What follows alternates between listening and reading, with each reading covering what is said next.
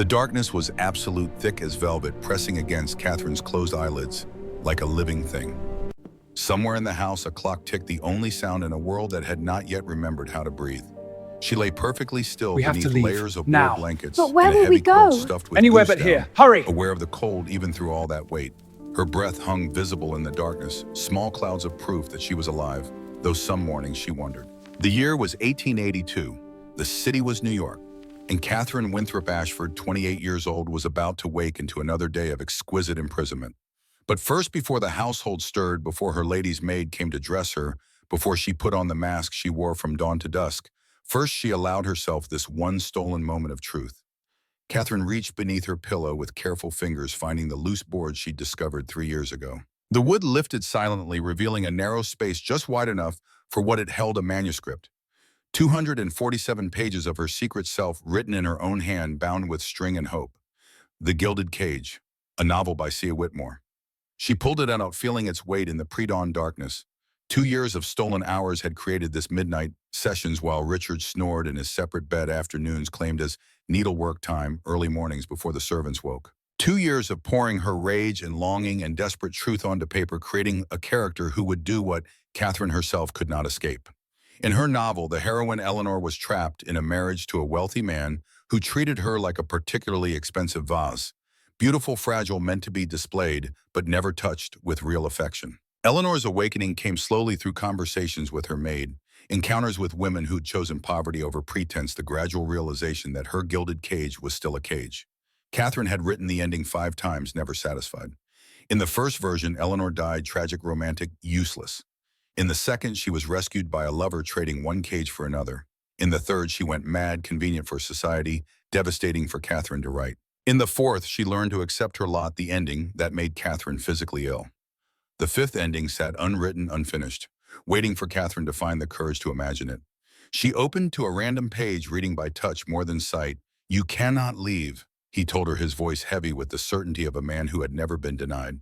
"You have nowhere to go, no money of your own, no skills with which to earn a living. You are mine, Eleanor. You will always be mine." But as Eleanor stood before him in her silk gown and jewels, something shifted inside her. A small voice whispered, "What if he's wrong? What if the cage was never locked? What if I simply never tried the door?" A knock shattered the silence.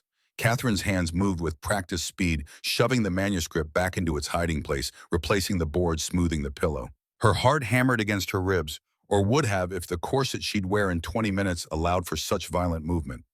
"Ma'am," Molly's voice soft through the door. "It's 6 o'clock." "Come in, Molly." The door opened, admitting a wedge of candlelight and a young woman carrying a pitcher of water that steamed faintly in the frigid air. Molly O'Brien was 22, Irish, with red hair pinned severely back and eyes that held more intelligence than her station was supposed to allow. "Morning, ma'am. Shall I open the curtains?" "Please." Molly set the pitcher on the washstand and moved to the windows, pulling back heavy velvet curtains to reveal nothing. Still dark. Still winter. Still the gray pre-dawn of a February morning in New York City, 1882, where the sun rose late and reluctantly, as if it too dreaded what the day would bring. Catherine sat up, feeling the cold slap of air against her face. She wore a simple white nightgown, high-necked and modest even in sleep. Her auburn hair hung in a thick braid over one shoulder, and for just a moment, looking at her reflection in the window's dark glass, she could almost see the girl she'd been: Catherine Winthrop, daughter of Professor James Winthrop, a girl who'd believed in books, in ideas, in the possibility of a different life. That girl had died 5 years ago on her wedding day. "Water's warm today, ma'am. Well warmer than yesterday at least." Molly poured the water into the wash basin, where it released a small cloud of steam. "Mr. Ashford wants breakfast at 7:30 sharp. Says he has important meetings downtown." "He always has important meetings." Catherine rose from bed, her bare feet finding the rug Molly had placed beside the bed. Not bare floor, that would be too cruel even for a Victorian morning. But the rug was thin and the floor beneath it was cold, and Catherine felt the chill travel up through her ankles, her calves settling somewhere in her chest where it would stay all day. The washing ritual began. Catherine stood in her nightgown while Molly dipped a cloth in the warm water and handed it to her. She washed her face, her neck, her hands, the parts of her body that would be visible today. A full bath would come later, perhaps, if there was time, and if the cook could spare the hot water. The Victorians were cleaner than history often gave them credit for, but cleanliness was labor, and labor was expensive. Ma'am, Molly said quietly as Catherine washed, may I ask you something? Catherine looked at her surprised. In 5 years, Molly had never asked her anything personal. Of course. Do you ever, Molly hesitated, her fingers whirring at her apron. Do you ever want something different? Something more than this? She gestured vaguely at the room, the house, the life they both inhabited from different angles. The question was dangerous. Catherine should deflect it, discourage such thinking, remind Molly of her place. That's what Constance Ashford, her mother-in-law, would do. That's what any proper mistress would do. Instead, Catherine said, every single day. Molly's eyes widened. Truly, truly. And you, what do you want, Molly? The girl looked terrified and hopeful in equal measure. I want to read, ma'am. Proper reading, not just the Bible verses from Sunday. I want to read books, stories, maybe even write letters that aren't just copying what the housekeeper tells me to say. Catherine felt something crack inside her chest. I could teach you, ma'am, to read. I could teach you. We could say you're helping me with correspondence or organizing my library. An hour each day. No one would question it. The offer emerged fully formed, as if Catherine had been planning it for months instead of seconds. Molly's face transformed. You'd do that for me. Not for you. With you. There's a difference. Catherine dried her face, looking at Molly directly. I need someone to remember that I'm more than Mrs. Richard Ashford. That I have a mind. That I can still think and teach and matter. Can you do that for me, Molly? Yes, ma'am. Molly's voice was thick with emotion. Yes, I can do that. Good. Then we start tomorrow. But Molly, this must be our secret. Richard can never know. His mother can never know. If they found out, they won't, I swear it. Molly's hands were already moving, reaching for the corset that hung on its stand like an instrument of torture disguised as fashion. And so the dressing began. The corset was first, always first. Catherine gripped the bedpost while Molly laced her in, pulling the strings with practiced efficiency. The pressure began at her ribs, spreading downward to her waist, upward to just below her breasts. It was not the crushing, fainting-inducing torture of anti-corset propaganda. Catherine could breathe, could move, could function. But it was present, insistent, a constant reminder that her body belonged to propriety, first comfort, never. Too tight, ma'am. No, it's perfect. Perfect because she'd grown so accustomed to the pressure that its absence would feel stranger than its presence. She'd worn corsets since age 12. Her body had molded itself around the expectation. Over the corset went the chemise, simple white cotton. Then the drawers split at the crotch for practical reasons that Victorian ladies never acknowledged aloud. Then the petticoats, 4 layers of cotton and linen, building the foundation for the dress that would crown it all. Today's dress was a morning gown of dark blue wool, high-necked and long-sleeved, with a modest bustle that jutted out behind her like a shelf. The fashion had shifted from the enormous cage crinolines of the 1860s to this newer silhouette, more practical, but no less constraining. The dress buttoned up the back 30 tiny buttons that Molly fastened with patient fingers. Here, ma'am. Catherine sat at her dressing table while Molly unpinned her braid and began the transformation. The brushing came first, long, rhythmic strokes that Catherine found almost meditative. Then the pinning hair twisted and coiled and secured with a dozen pins, building an elaborate construction that would stay perfect until tonight's undressing ritual. She watched her reflection emerge. The nighttime Catherine, soft, honest, afraid, disappeared. In her place sat Mrs. Richard Ashford, composed, elegant, appropriate, a woman who knew her place. A woman who would never dream of writing novels or teaching servants to read or plotting escape. A woman who didn't exist. There, ma'am, beautiful as always. Thank you, Molly. Catherine studied herself one last time, then stood. I should go down to breakfast. Mr. Ashford doesn't like to be kept waiting. But before she left the bedroom, she paused at her writing desk, a delicate piece of furniture that Richard had given her as a wedding gift, assuming she'd use it for correspondence and household accounts. She opened the small drawer where she kept her letter paper, and beneath a stack of blank pages, found what she'd hidden there last night, an addressed envelope. Mr. Harrison Cole, Cole Publishing House, 47, Tremont Street, Boston, Massachusetts. Inside the envelope, nothing yet. But tonight, after Richard slept, she would finish the letter she'd been composing for 6 months. The letter that would accompany her manuscript. The letter that would either change her life or confirm its hopelessness. She touched the envelope, once a talisman, then locked the drawer and descended to breakfast. The dining room smelled of coffee, bacon, and old money. Heavy curtains, burgundy velvet, expensive as sin-framed windows that looked out onto Fifth Avenue.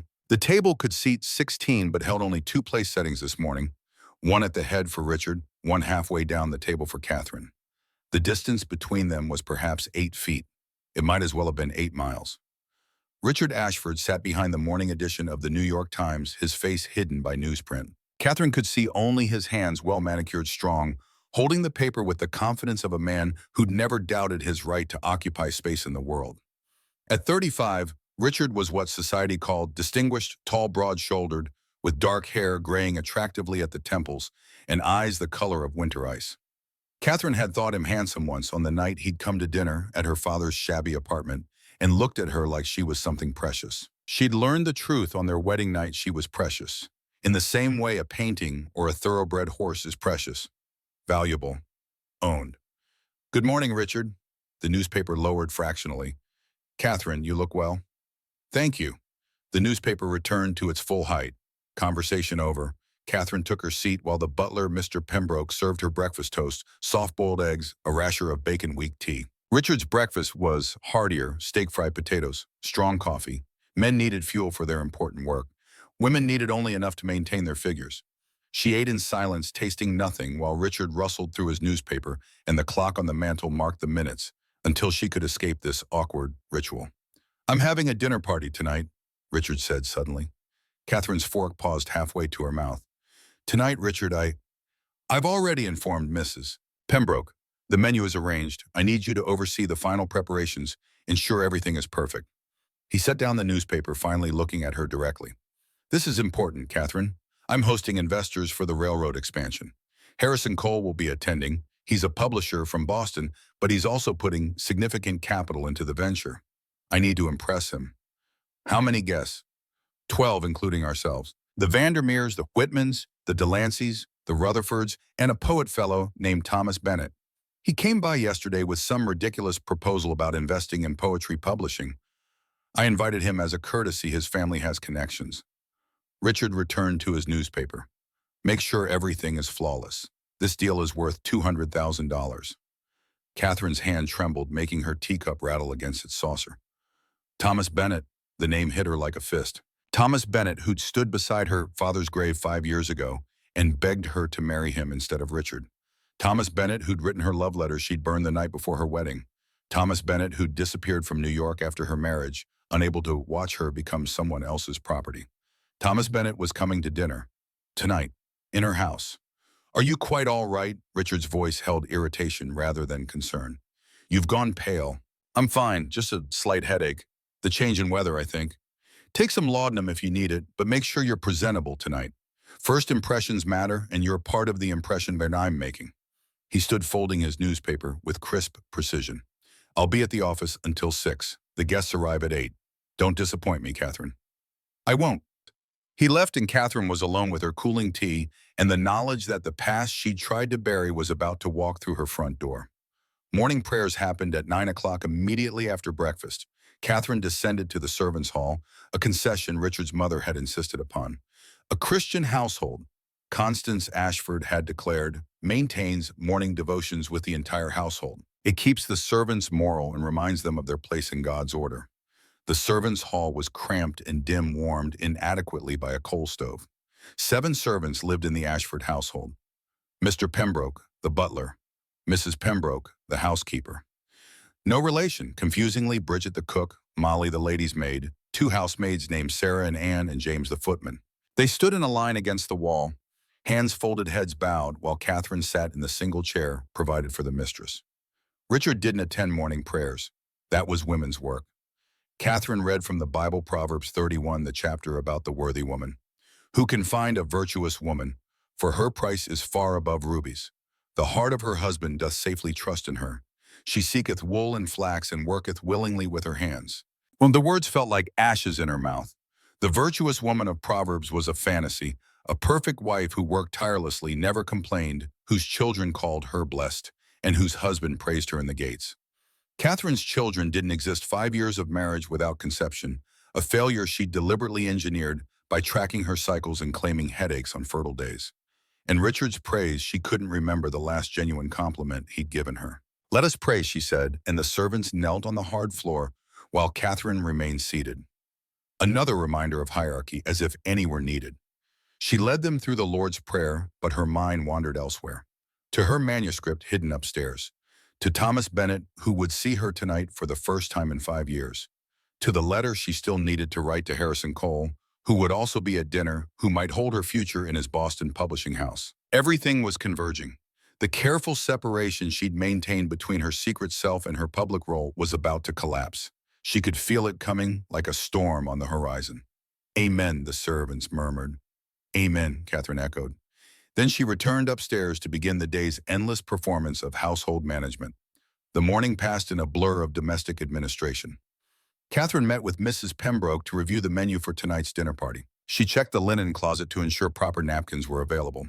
She inspected the drawing room where guests would gather for pre-dinner drinks, noting that the flowers needed refreshing and the fire screen needed adjusting. Every task was small. Every task was essential. Together, they formed the invisible architecture of upper-class life. The labor that made leisure possible, performed by women whose work was never acknowledged because acknowledging it would puncture the illusion that gracious living simply happened naturally without effort. At 11 o'clock, the doorbell rang. Catherine was in the morning room pretending to do needlework while actually composing paragraphs in her head for tonight's letter to Harrison Cole. She heard Pembroke's footsteps in the hall, the creak of the door opening, muffled voices. Then Pembroke appeared in the doorway, his professional mask slipping just enough to reveal confusion. "Ma'am, there's a situation." "What sort of situation?" "A gentleman has called, a Mr. Thomas Bennett. He's asking to see Mr. Ashford, but sir is at his office downtown. Mr. Bennett says he'll wait, but—" Pembroke hesitated. "He seems quite determined, ma'am. Should I turn him away?" Catherine's heart performed a complicated acrobatic routine. Thomas was here. Now. Not tonight at the dinner party, but now while Richard was gone, while she was alone. "I'll see him," she heard herself say. "Show him to the library. Offer him tea." "Ma'am, is that wise, a gentleman caller when Mr. Ashford is absent?" "Mr. Bennett is coming to dinner tonight anyway. I'm simply being a courteous hostess, ensuring our guest feels welcomed." The lie came smoothly practiced from 5 years of necessary deceptions. "It would be rude to turn him away when he's clearly come on business regarding my husband."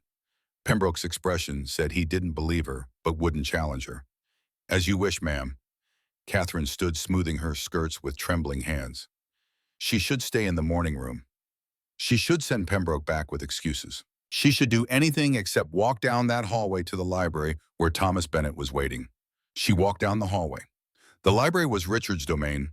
Dark wood leather chairs, books he'd never read arranged by color rather than content. A room designed to impress rather than comfort. And standing by the window silhouetted against gray February light was Thomas. He turned when she entered, and Catherine saw what 5 years had done to him. His dark hair was longer than fashion demanded, curling rebelliously at his collar. His face was leaner, marked by lines that spoke of difficulty rather than ease. His clothes were respectable, but not expensive, a poet's budget in a businessman's world. But his eyes were exactly as she remembered, dark, intense, seeing her in a way no one else ever had. "Catherine." "Mr. Bennett."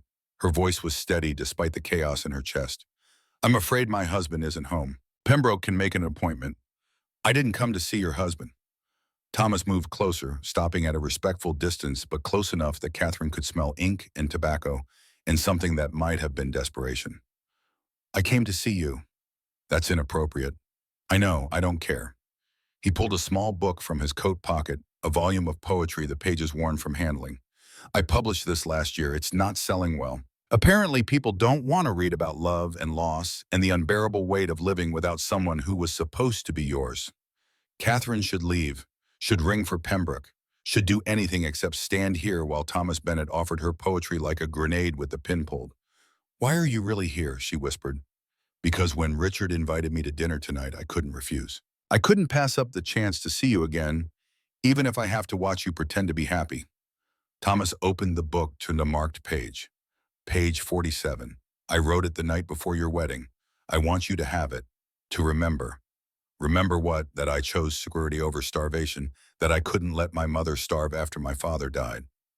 Catherine's voice broke. "You offered me poetry, Thomas. Richard offered me survival." "And are you surviving, Catherine? Because from where I'm standing, you look like a ghost haunting her own life." The words hit like a slap because they were true. She was a ghost, had been for 5 years, going through motions playing a role buried alive in silk and propriety. You need to leave, she said, before Richard returns, before anyone sees you here. I'm staying at the Gramercy Hotel. Room 14? Thomas pressed the book into her hand despite her protests. If you ever need anything, and I mean anything, Catherine, you come find me. I meant what I said 5 years ago. I still mean it. Thomas, I never stopped loving you. I tried. God knows I tried. But you don't stop loving someone just because they marry someone else. You just learn to live with the pain. He stepped back, creating distance that felt both necessary and unbearable. Until tonight, Mrs. Ashford. He left, and Catherine stood alone in the library with a book of poetry burning a hole in her hands. She should throw it away, should burn it, should do anything except open to page 47 and read the poem titled "To See on the Eve of Your Wedding." I gave you my heart, but you chose his gold. I gave you my words, but you chose his world. And now as you walk down that flower-strewn aisle, I'll smile through the pain and pretend all the while that I never loved you, that you never were mine, that this isn't the ending of everything divine. But I'll carry your ghost through every dark year, a phantom of what might have been had you chosen here. Not the mansion that jewels the life of bright ease, but poetry and passion and late-night teas and a love that would burn through poverty's test, a love I still offer, so you chose what seemed best. Catherine closed the book, but the words were already branded in her memory. The clock struck noon. In 8 hours, Thomas would return for dinner. In 8 hours, she would have to sit across from him and pretend they were strangers. In 8 hours, she would perform the role of perfect wife, while her secret self screamed behind the mask. But first, she had a charity visit to make. The poor of New York were waiting for her basket of condescension disguised as kindness. She hid Thomas's book in her writing desk, locked the drawer, and prepared to continue the day's performance. The carriage ride to the tenement district took 20 minutes, but might as well have been a journey to another country. Catherine sat in the leather-upholstered interior, watching through the window as Fifth Avenue's grandeur dissolved into narrower streets, smaller buildings, visible poverty. The basket beside her contained bread, tea, a bit of sugar, and a blanket too worn for the Ashford household, but serviceable for the poor. This was District visiting a sacred duty of upper-class women, bringing material aid and moral instruction to families struggling in the tenements that sprawled across lower Manhattan. The charity was real. The condescension was unavoidable. Catherine had been making these visits for 3 years, ever since Constance Ashford had insisted that a proper Christian wife must engage in appropriate charitable works. It's good for your reputation, her mother-in-law had said, and it reminds the poor of their place while demonstrating our benevolence. Everyone benefits. The carriage stopped at the corner of Mulberry and Bayard, as close as it could get to the tenements without risking damage from the unpaved, refuse-strewn streets. Catherine gathered her skirts and descended immediately, assaulted by the smell. Human waste, rotting garbage, unwashed bodies, coal smoke, and something else. The particular odor of poverty itself, which was really just desperation made tangible. Children played in the gutters barefoot despite February's cold. Women hung laundry from lines strung between buildings, the garments gray and limp, never quite drying in air that never quite circulated. Men stood in clusters idle not by choice but by necessity. No work today, maybe no work tomorrow. Certainty only in uncertainty. Catherine picked her way through puddles of dubious origin. Her fine boots immediately soiled her skirts held high enough to avoid the worst of the muck. People stared at her, this stranger in silk, carrying her basket of charity like a flag of conquest. Mrs. Henley lived on the 3rd floor of a building that should have been condemned years ago. Catherine climbed stairs that creaked alarmingly under her weight, past doors that leaked sounds of crying babies and shouting men, and the dull silence of despair. The walls were water-stained and peeling. The air was thick with cooking smells and smoke. She knocked on the door marked 3C. A woman answered, and Catherine felt her breath catch. Mrs. Henley was 30 years old. She looked 50. Thin to the point of gauntness, with graying hair, escaping a dirty cap, and eyes that held a particular exhaustion, Catherine had come to recognize in poor women the look of someone who'd given up hope but couldn't afford to stop moving. Mrs. Ashford? Mrs. Henley's voice was hoarse but educated, the accent of someone who'd once belonged to a better class. I wasn't expecting you today. I thought I'd visit a bit early this week. May I come in? The room was small, one room for the entire family. A bed in one corner, a table in another, a small coal stove struggling to provide heat. 4 children ranging from toddler to perhaps 10 years old huddled together on the bed, watching Catherine with weary eyes. The smell was overwhelming, too many bodies in too little space, inadequate ventilation. the sourness of poverty that no amount of scrubbing could eliminate. "I've brought bread and tea," Catherine said, setting down her basket, "and a blanket. It's been so cold this week." "You're very kind, ma'am." Mrs. Henley accepted the basket with practiced gratitude, but her eyes held something else, a ignition pity. Catherine sat uninvited in the room's single chair, fighting the impulse to leave immediately. This was always the hardest part, staying, making conversation, performing the show of caring, when what she really wanted was to flee back to her comfortable prison. "How are the children?" "Well enough, ma'am. Little Thomas has a cough, but it's nothing serious. Mary's been helping at the factory when they'll take her. She's 9 now, big enough for some of the lighter work." 9 years old, working in a factory. Catherine felt sick. "And your husband, is he finding work?" Mrs. Henley's expression closed. "He does what he can, ma'am. The docks aren't hiring much these days." What she didn't say hung in the air. Her husband drank. When work came, the wages went to whiskey before bread. This was common knowledge in the tenements, though no one spoke it aloud to the charity ladies. Catherine should offer advice now, should lecture about temperance, thrift, moral improvement, should remind Mrs. Henley that poverty was often the result of poor choices and that better behavior would bring better circumstances. She couldn't do it, not today, not with Thomas's words still echoing in her mind. "You look like a ghost haunting your own life." "Mrs. Henley," Catherine said quietly, "have we met before these visits? I mean, you seem familiar." The woman's eyes widened slightly. "You don't remember, do you? Remember what Mrs. was?" Henley sat down on the bed beside her children, her shoulders sagging. "I was your governess, Miss Catherine. Well, not your governess exactly. I taught you piano for 6 months when you were 10 years old, before your father lost his university position and had to let me go." The memory crashed over Catherine like a wave. Miss Eleanor Henley, young and eager and talented, teaching Catherine scales and sonatas in her father's cramped apartment. Miss Henley, who'd had dreams of becoming a professional musician, who'd talked about studying in Europe, who'd seemed to embody the possibility that women could be more than wives and mothers. "Miss Henley, my God, what happened to you? What happens to most women without family, money, or male protection?" Miss Henley's voice was matter-of-fact, stripped of self-pity. "I lost my position as governess after the master of the next house where I worked. Well, let's say he confused my employment with other services. When I refused, I was dismissed without references. No references, no employment. I married the first man who offered, thinking anything was better than the street. I was wrong, but by then I was pregnant and there was no going back." Catherine felt the room spinning. Here was her own past, her own road not taken. If her father hadn't died with debts, if her mother hadn't pushed her to marry Richard, if she'd chosen Thomas and poetry and poverty instead of security, this could have been her life. This room, these children, this desperation. Or maybe not. Maybe she would have found a way.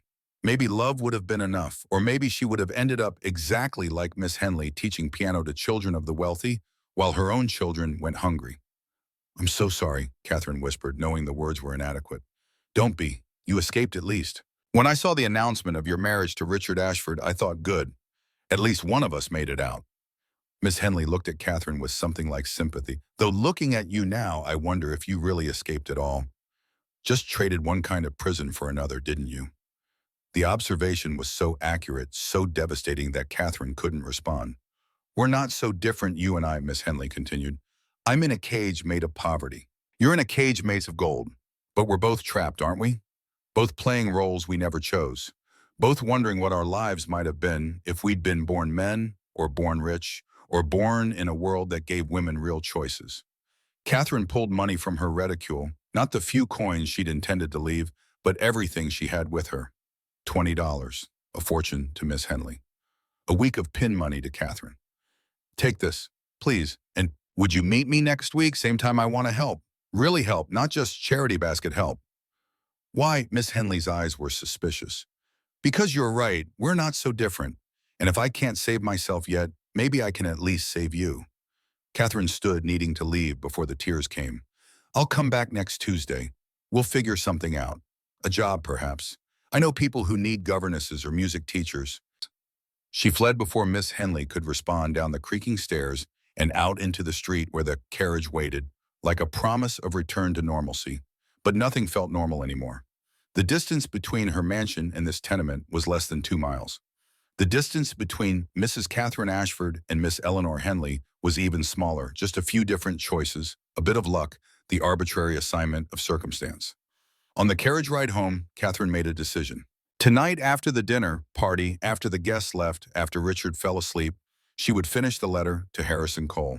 She would package her manuscript, and tomorrow she would find a way to mail it without Richard knowing. It might come to nothing. Cole might reject it, but doing nothing, staying trapped, slowly dying inside her gilded cage, that was no longer acceptable. Miss Henley had shown her the truth. There were worse things than risk, worse things than failure. The worst thing was choosing safety and calling it life. The afternoon passed in a haze of preparation. Catherine changed into her third dress of the day, an afternoon gown of pale gray silk suitable for receiving callers. She met with Bridget the cook to finalize the dinner menu. She reviewed the seating arrangement with Pembroke, carefully placing guests according to complex rules of precedence and compatibility. At 3 o'clock precisely, the doorbell rang again. Constance Ashford had arrived for tea. Catherine's mother-in-law swept into the drawing room like a ship under full sail, bringing with her an entourage of society matrons and the particular energy of women who'd never questioned their place in the world, because their place was the top. "Catherine, dear." Constance offered her cheek for an air kiss, a gesture that conveyed duty without affection. "I hope you don't mind. I've brought Mrs. Whitman, Mrs. Delancey, and Mrs. Rutherford. We were just finishing our morning calls and thought you might enjoy company." Translation. Constance was checking on Catherine, ensuring she was maintaining appropriate standards, looking for any evidence of failure or scandal. "Of course, Mother Ashford. You're always welcome." Catherine gestured to the arranged furniture. "Please do sit. I'll ring for tea." The women settled like birds of prey, their silk dresses rustling with importance. Catherine had met them countless times at dinners, at balls, at morning calls that were anything but morning. She knew Mrs. Whitman collected gossip like some women collected porcelain. Mrs. Delancey fancied herself an expert on child-rearing, despite having barely seen her own children. Mrs. Rutherford specialized in complaints disguised as observations. Molly appeared with the tea service, moving with the invisibility expected of good servants. Catherine poured her hands steady despite the afternoon's emotional turbulence, distributing cups according to preference, Mrs. Whitman with lemon, Mrs. Delancey with milk and 2 sugars, Mrs. Rutherford black with saccharine martyrdom. "Such pleasant weather for February," Mrs. Delancey began, because weather was always safe. "Though a bit cold for my taste," Mrs. Rutherford added, because she couldn't let pleasantness stand uncontested. "I heard the most distressing news this morning." Mrs. Whitman leaned forward with the eager expression of someone deploying particularly choice gossip. "About that Vanderburg girl." Catherine's teacup rattled slightly against its saucer. "Oh, Lydia Vanderburg has been attending meetings." Mrs. Whitman pronounced meetings with the same tone one might use for opium dens. "Political meetings. About women's suffrage. Can you imagine?" "How unfortunate," Constance interjected smoothly. "Her poor mother must be mortified." "Worse than that." Mrs. Whitman was thoroughly enjoying herself. "I heard she's associating with women writers.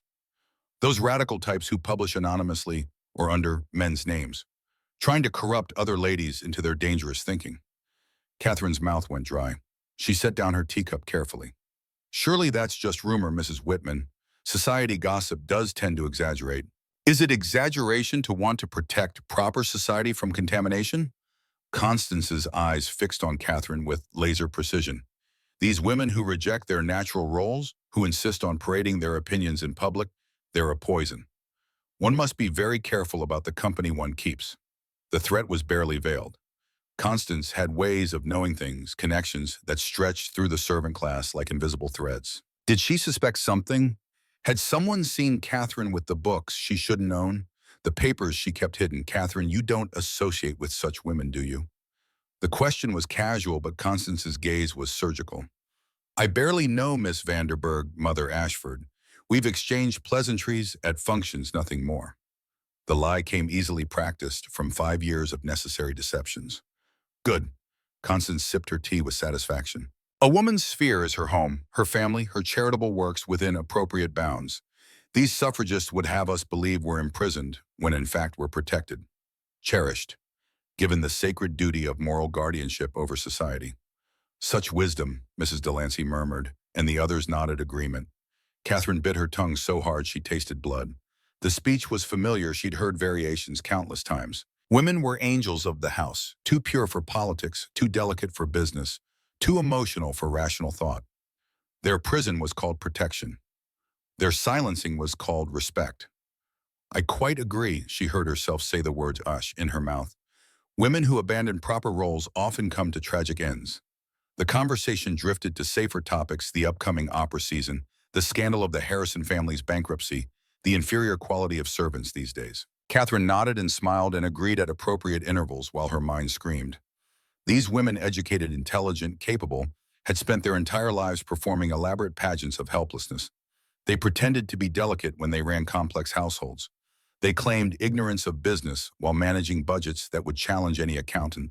They professed dependence while making every decision that actually mattered in domestic life. And they defended the system that oppressed them because admitting oppression would mean admitting they'd wasted their lives on a lie.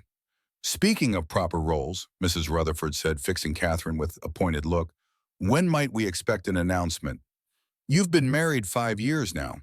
The air in the room changed, became charged with a different kind of judgment. Catherine felt all 4 pairs of eyes on her, assessing, measuring, finding her wanting. A woman who failed to produce children, particularly male heirs, had failed at her primary function. Never mind that Catherine had deliberately avoided pregnancy. Never mind that she'd rather die than bring a child into this mausoleum of a marriage. The world saw only her failure to fulfill her biological destiny. These things are in God's hands, Catherine managed. Of course. Mrs. Rutherford's tone suggested otherwise.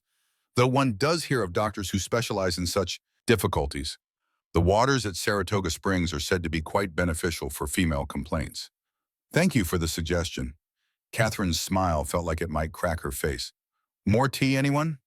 Finally, mercifully, at 4:30, Constance announced their departure. We've imposed on your hospitality long enough, dear, and you must prepare for tonight's dinner party. Richard told me about the railroad investors. First impressions are so important. Yes, Mother Ashford. The women rose in a rustle of silk and unspoken judgments. Catherine saw them to the door, her face aching from maintaining the pleasant mask. Only when the door closed behind them did she allow herself to breathe. Ma'am, Molly appeared from the shadows. Are you all right? No. Catherine pressed her hands against her temples. But I will be. Is my piano practice scheduled? Yes, ma'am, for the next hour. Good, I need to play something violent. She went to the drawing room and settled at the Steinway, a beautiful instrument Richard had purchased as a wedding gift, more interested in its value as a status symbol than its music. Catherine placed her fingers on the keys and began to play Beethoven's Appassionata, pouring all her rage and frustration into the violent passages. Her fingers crashed against the keys, filling the drawing room with sound that was anything but decorative. This was anger made audible. This was rebellion in 3/4 time. And then deliberately she played a wrong note. It was a small rebellion. Tiny, meaningless to anyone but herself. But Catherine played that wrong note with intention, letting the discord hang in the air like a flag of defiance. If she couldn't escape yet, she could at least make noise. The rest of the afternoon passed in final preparations for the dinner party. Catherine changed into her 4th dress of the day, a tea gown for the brief rest period before the evening's transformation. She reviewed the place cards one final time, her handwriting elegant and uniform, betraying nothing of the chaos inside her.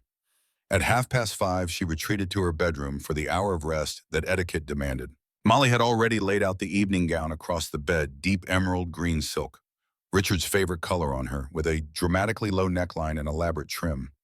Catherine stood at the window looking out over 5th Avenue as afternoon dissolved into evening. Somewhere in this city, Thomas Bennett was preparing to return to her house.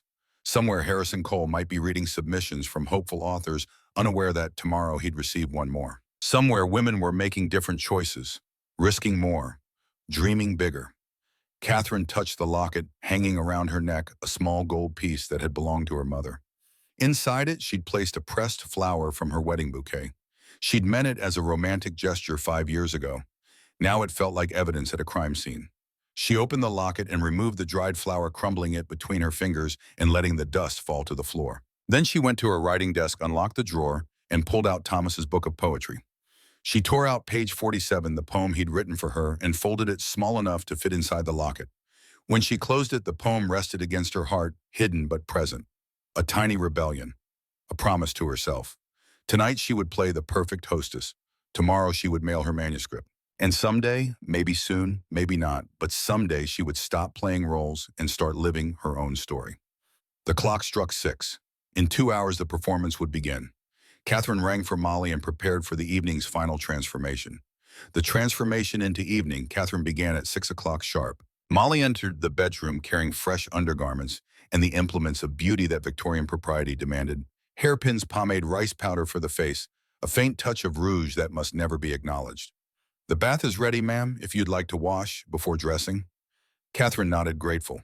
A full bath was a luxury. Heating that much water required advanced planning and coal that could have been used elsewhere. But tonight demanded perfection, and perfection required starting fresh. The bathroom was small, cold, despite the steam rising from the copper tub. Catherine undressed herself, Molly waiting outside to preserve modesty, and sank into water that was almost too hot, feeling the afternoon's tensions dissolve slightly. She washed quickly, efficiently, using the lavender-scented soap that Richard preferred. A wife should smell pleasant, he'd informed her on their wedding night, as if she were a product to be scented and packaged. The water turned gray with the day's accumulated grime city soot, the dust of the tenements, the invisible residue of performance. When she emerged wrapped in a towel, Molly was waiting with the evening corset. This one was different from the daytime version, longer, more structured, designed to create the dramatic silhouette that evening fashion demanded. Catherine gripped the bedpost, a familiar ritual, while Molly laced her in. "Tighter, ma'am." "Yes, tonight needs to be perfect." The laces pulled and Catherine felt her body reshape itself into the hourglass Victorian beauty required. Her waist compressed, her breasts lifted, her spine straightened to near military rigidity. When Molly finished, Catherine could barely breathe, but she looked magnificent. Over the corset went a fresh chemise, then new drawers, then a single petticoat. Evening gowns required less underpinning than day dresses, relying on the corset itself for structure. Then came the gown. The emerald silk whispered as it settled over Catherine's head, cascading down in heavy folds that caught the lamplight like water. Molly fastened the 43 buttons that marched up the back, each one a tiny imprisonment. The neckline was lower than anything Catherine wore during daylight, bare shoulders, the upper swell of her breasts visible, her collarbones sharp as blades. Scandalous for afternoon, appropriate for evening. The rules made no sense, but breaking them had consequences. "Your hair, ma'am." Catherine sat at her dressing table while Molly unpinned the afternoon style and began building something more elaborate.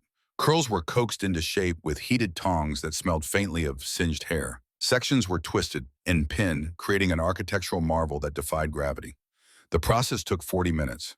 Catherine watched her reflection transform in the mirror, becoming someone she barely recognized. Mrs. Richard Ashford, society hostess, perfect wife, everything a woman should be. The woman in the mirror looked beautiful, composed, utterly in control. The woman in the mirror was a complete lie. "There, ma'am." Molly stepped back, admiring her work. "You look like a queen." "Queens are just prisoners with better jewelry," Catherine murmured. "Ma'am?"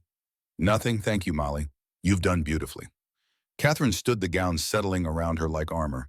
"I should go downstairs. Mr. Ashford will want to review final arrangements before the guests arrive." But before leaving, she turned to Molly. "Tomorrow morning, I need you to do something for me. Something that could get both of us in terrible trouble if anyone finds out." Molly's eyes widened.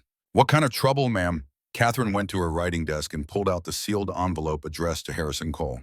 Beside him, it, wrapped in brown paper and tied with string, was her manuscript, all 247 pages of her secret self.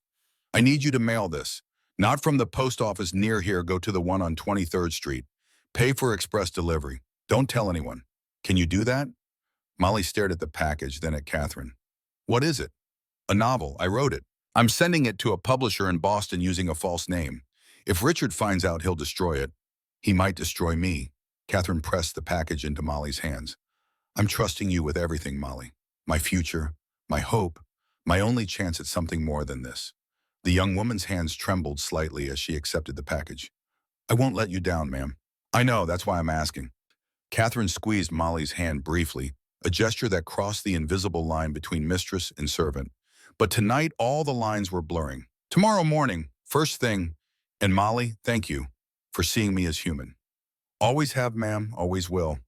Catherine descended the grand staircase at 7:45, her gloved hand trailing along the polished banister, her emerald gown whispering secrets with each step. Richard waited in the foyer, resplendent in his evening clothes, his dark hair slicked back with pomade, his expression critical as he watched her approach.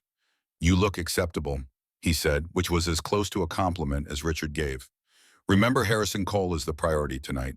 Be charming but not forward, attentive but not intrusive. The other guests are window dressing. I understand. And that Bennett fellow, the poet, he's here as a courtesy, nothing more. Don't waste time on him. He's not worth cultivating. Catherine's hands clenched in her skirts. Of course, Richard. The doorbell rang. Pembroke opened it to admit the first arrival's Mr. and Mrs. Vandermeer, an elderly couple whose fortune came from shipping and whose conversation came from tedium. Catherine smiled, greeted, accepted air kisses, and guided them toward the drawing room where pre-dinner sherry waited. The guests arrived in quick succession. The Whitmans, the Delanceys, the Rutherfords, all familiar faces from the afternoon's tea, now dressed in evening splendor and putting on their performance faces. Then Harrison Cole stepped through the door. He was perhaps 50, with silver-streaked hair and eyes that were sharp behind wire-rimmed spectacles.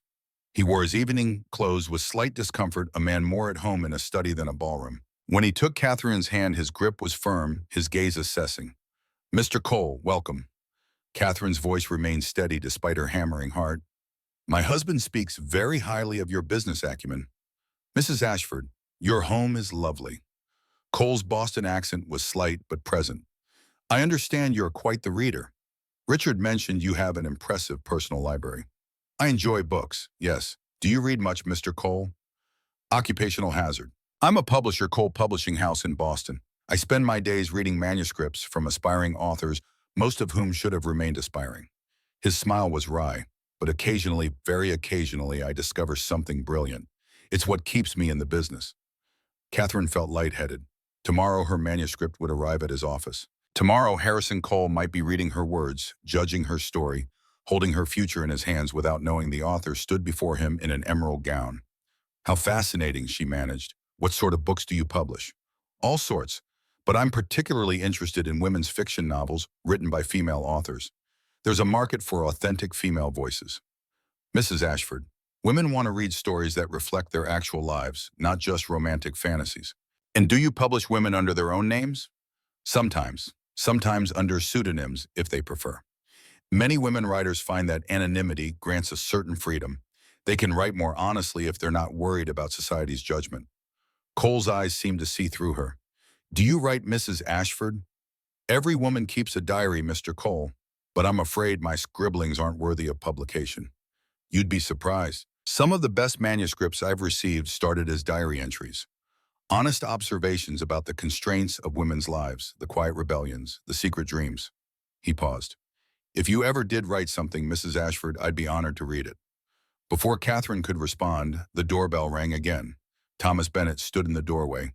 He'd cleaned up since this morning. His hair was tamed, his evening clothes pressed, his boots polished. But his eyes held the same intensity, the same way of looking at Catherine, as if she were the only real thing in a room full of shadows.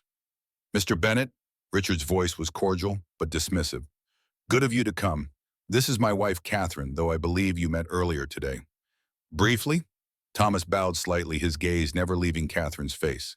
"Mrs. Ashford, thank you for your hospitality." "You're most welcome, Mr. Bennett." Catherine's voice was steady, but her hands trembled slightly in their long gloves. "Please join the others in the drawing room."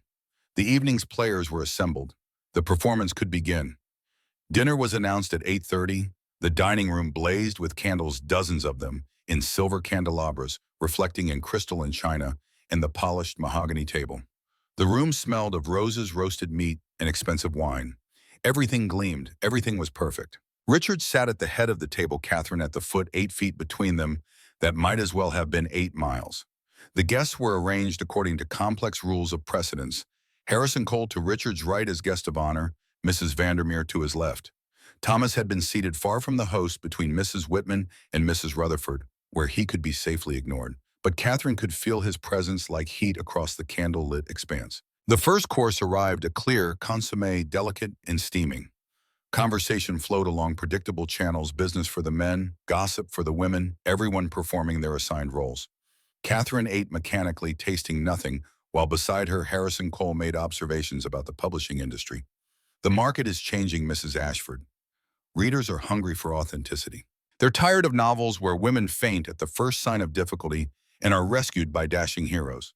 They want complex female characters who think, who struggle, who make real choices." "How progressive of you, Mr. Cole." "Practical, rather. I publish what sells, and lately novels by women about women's actual lives are selling remarkably well." He paused as servants cleared the soup course. Have you read Jane Eyre by any chance? Of course, Charlotte Bronte is brilliant. She published under a male pseudonym, initially Currer Bell. Did you know that because she knew a novel about a woman declaring herself equal to a man would be dismissed if readers knew a woman wrote it? Cole sipped his wine thoughtfully. The pseudonym gave her freedom to tell the truth. Catherine's heart raced. Was he sending her a message? Or was this simply conversation? The fish course arrived, poached salmon with dill sauce. Around the table, discussion grew louder as wine flowed more freely. Mr. Delancey's hand landed on Catherine's knee under the table, a familiar indignity she'd learned to handle with practiced efficiency. She shifted slightly, removing the hand without calling attention to it, and the man moved on to his salmon as if nothing had happened. Across the table, Thomas was trapped in conversation with Mrs. Whitman, who was explaining at length why poetry was a charming hobby, but hardly a proper profession. Catherine watched him nod politely, his jaw tight, and felt a surge of sympathy. Tell me, Mrs. Ashford, Cole continued, what would you write about if you were to write a novel? The question was casual, but Catherine felt Richard's attention sharpen from the head of the table, though he was ostensibly engaged in conversation with Mr. Vandermeer. I suppose I'd write about the things I know. A woman's daily life, the small constraints that add up to a larger prison, the performance required just to exist in society. The words emerged before Catherine could stop them. Interesting. And would your protagonist escape this prison?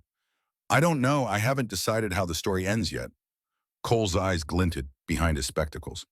The best stories are the ones where even the author doesn't know the ending. It means the characters are alive enough to surprise their creator. The main course arrived: roasted duck with cherry sauce, asparagus, and brown butter, potatoes with cream and herbs. The meal was perfect, as Catherine had ensured it would be. Bridget had outdone herself. Conversation fragmented as guests focused on the excellent food. Catherine used the relative quiet to observe the table. Mrs. Vandermeer picked at her food with bird-like delicacy. Mr. Whitman ate with single-minded focus. Richard held court at his end of the table, discussing railroad investments with the authority of a man who'd never doubted his right to speak.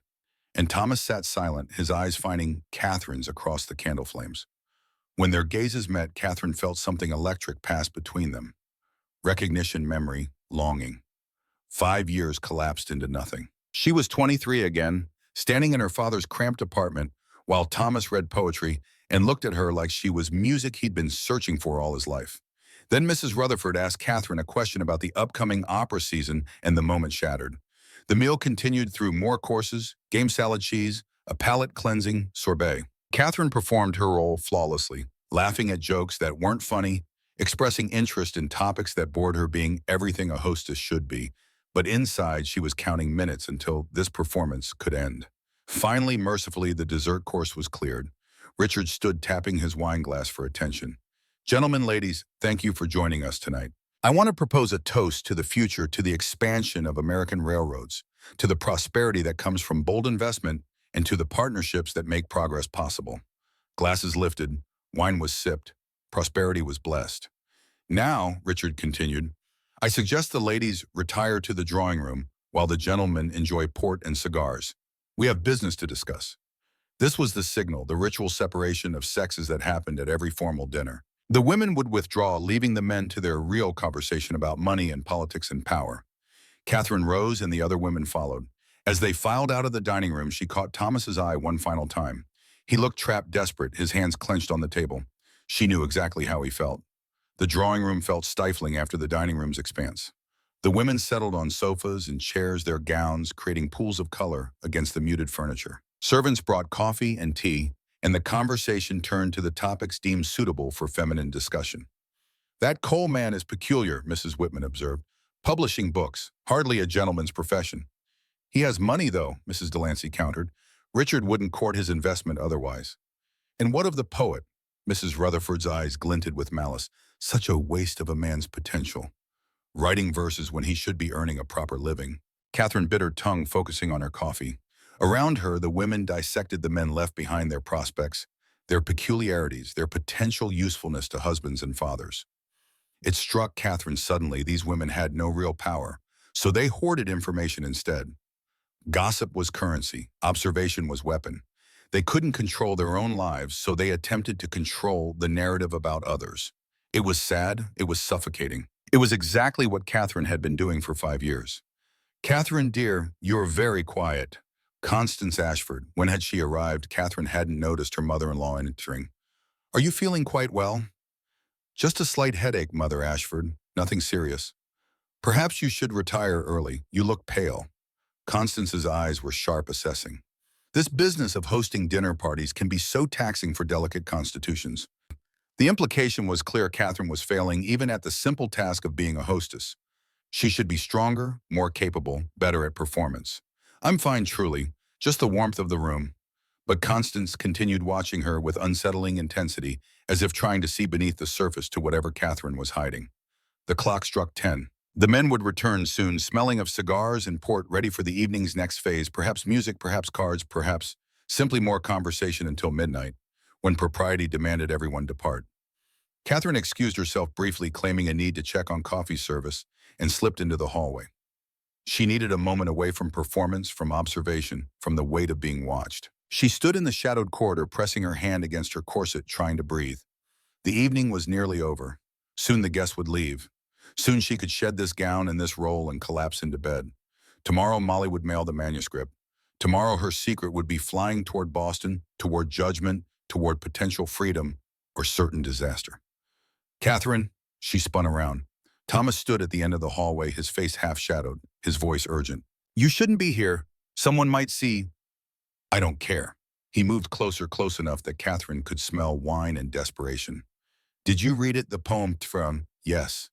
And it doesn't matter, Thomas. I made my choice 5 years ago. I can't unmake it."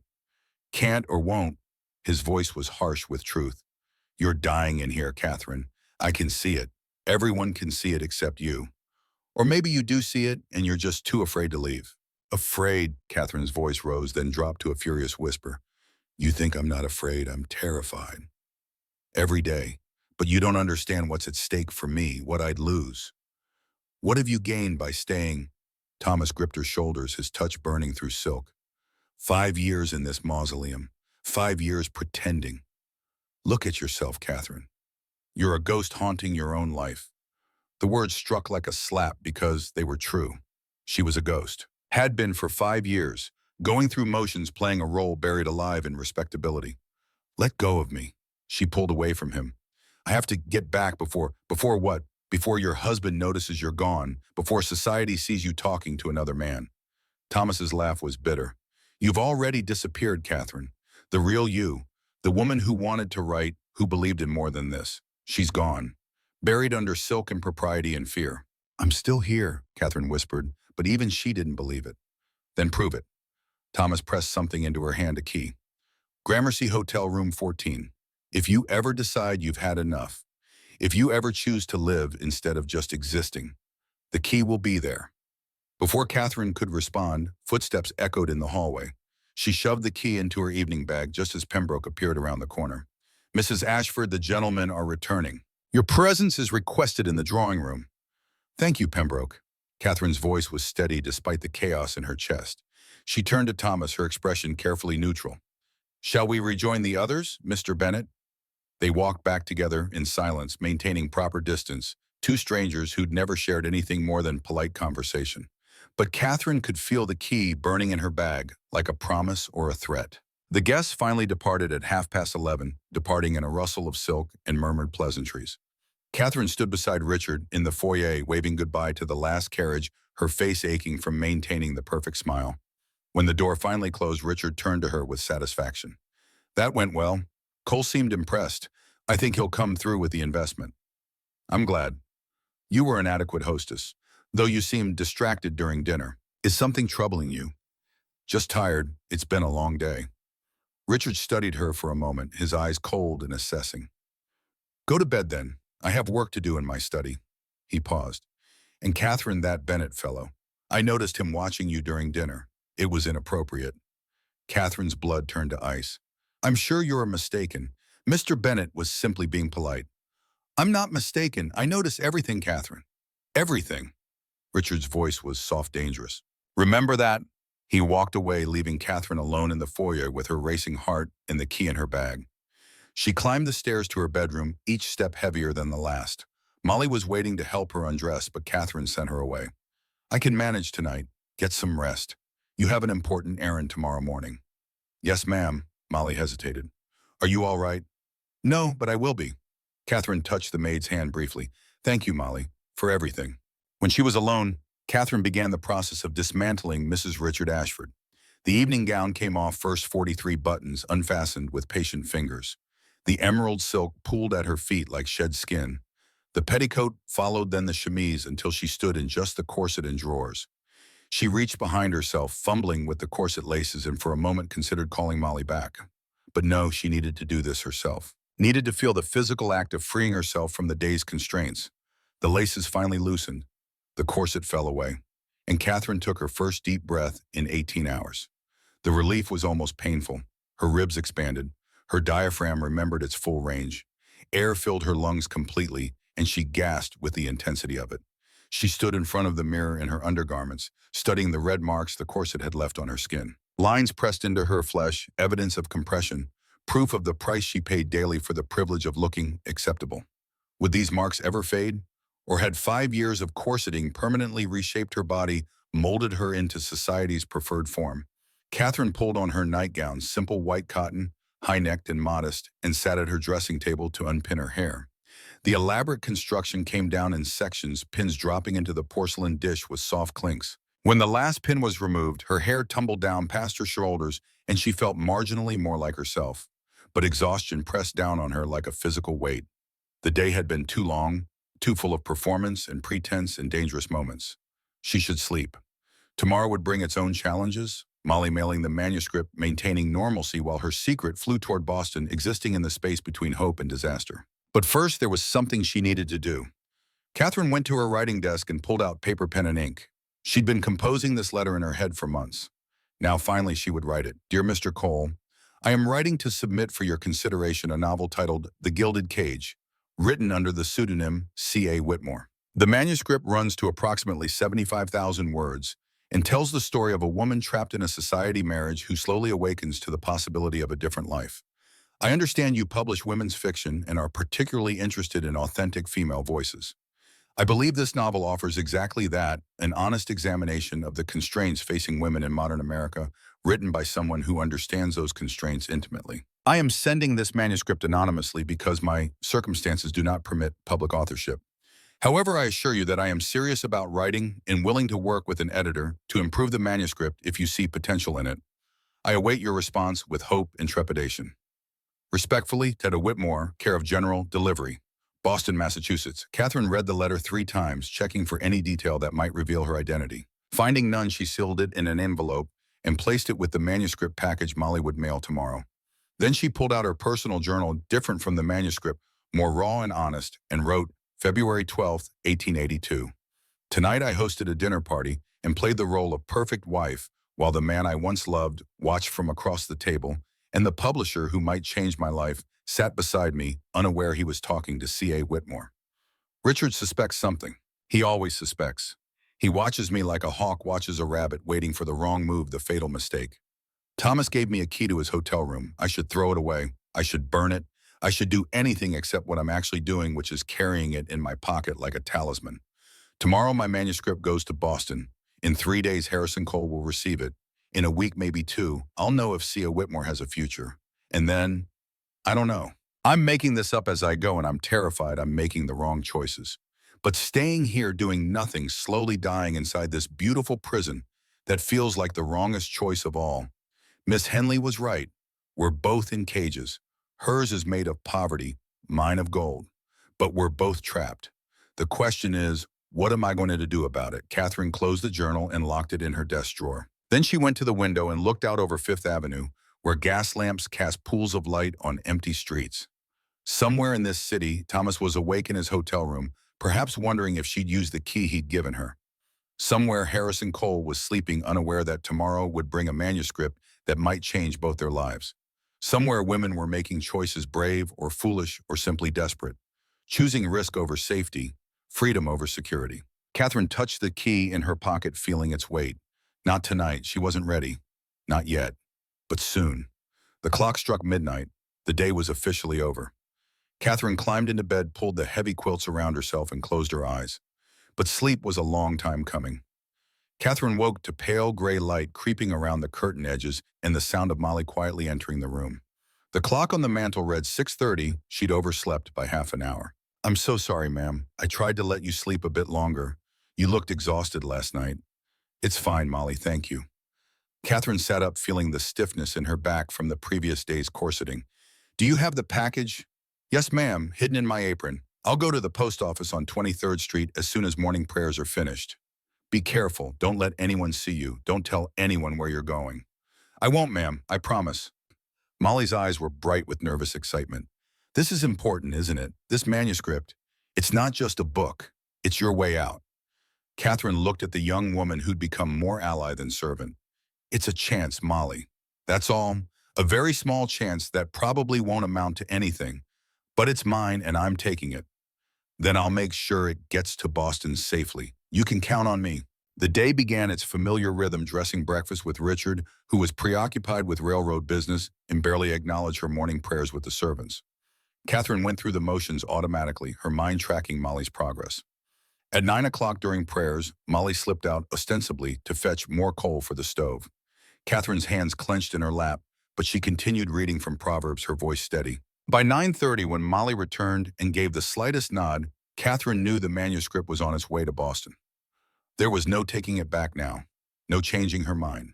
See, A. Whitmore's fate was sealed and traveling north on the morning train. Catherine finished prayers and dismissed the servants. Then she went to her writing desk and pulled out the hotel key Thomas had given her, studying it in the morning light. Gramercy Hotel Room 14. She should throw it away. Should forget Thomas existed. Should focus on her writing her potential publishing deal, building a life that didn't depend on any man for rescue or validation. But instead, she tucked the key back in the desk drawer, hidden but accessible, just in case. The morning stretched ahead with its usual obligations, correspondence, to write menus, to plan a household to manage. But Catherine moved through it all with new awareness, as if she were seeing her gilded cage clearly for the first time. Every task she performed, every letter written, every instruction given, every gracious nod to visiting ladies was a choice. She could continue choosing this life, or she could choose something else. The manuscript was just the beginning. What came next was up to her. The letter arrived on Thursday afternoon, delivered to the general delivery window at the Boston post office as Catherine had instructed. Molly collected it during an errand, slipping it to Catherine in the privacy of her bedroom. Catherine's hands shook as she broke the seal. "Dear Miss Whitmore, thank you for your submission of The Gilded Cage. I have read your manuscript with a great interest and believe it has significant commercial potential. Your prose is raw in places, and the manuscript would benefit from editorial refinement. However, the voice is authentic, the observations keen, and the protagonist's journey is both compelling and timely. Modern readers are hungry for exactly this kind of honest examination of women's lives. I would like to publish your novel pending revisions. I am prepared to offer an advance of $300 against future royalties, with publication planned for autumn of this year. Please respond at your earliest convenience if these terms are acceptable. I look forward to working with you, Miss Whitmore, and to introducing your important voice to readers. Respectfully, Harrison Cole." Cole Publishing House. Catherine read the letter 3 times before she believed it was real. He wanted to publish her book, her novel, the story she'd poured her secret self into for 2 years of stolen hours. $300 was more money than she'd ever had in her own name. More importantly, it was validation. Proof that C. A. Whitmore existed, that Catherine's words mattered. She sat on her bed, the letter clutched in her trembling hands, and allowed herself one moment of pure joy. Then reality crashed in. How would she do revisions without Richard knowing? How would she maintain the pretense of being C.A. Whitmore? How would she manage the business of publication from within her gilded cage? And the biggest question, what would Richard do if he found out Catherine looked at the letter again, at Harrison Cole's neat handwriting offering her a future? Then she locked it in her desk drawer beside Thomas's key and her journal. 2 paths forward, 2 possibilities. She didn't know yet which one she'd choose. But for the first time in 5 years, she had options. And options, Catherine was beginning to understand, were everything. Catherine had been living in a state of suspended terror for 14 days. The letter from Harrison Cole sat hidden in her locked desk drawer, unanswered. Every day she told herself she would respond, accept his offer, begin revisions, take the next step toward becoming C.A. Whitmore in truth rather than just in secret. Every day fear stopped her, Because responding meant commitment, meant crossing a line from which there was no return, meant risking everything on the slim chance that she could maintain this deception long enough to see her book published. Meanwhile, life continued its relentless performance. Morning prayers, household management, social calls, the endless machinery of upper-class existence that ground forward whether Catherine participated willingly or not. She'd been to visit Miss Henley twice more, bringing money and beginning quiet inquiries about positions for displaced governesses. The woman's situation haunted her, a mirror showing Catherine her own potential future if things went wrong. And now, on this gray March morning, Richard had announced another dinner party. "Tonight," he'd said at breakfast, rattling his newspaper. "Short notice, I know, but Harrison Cole is leaving New York tomorrow, and I want one final opportunity to solidify the railroad investment. Same guest list as the last time. Make it happen, Catherine."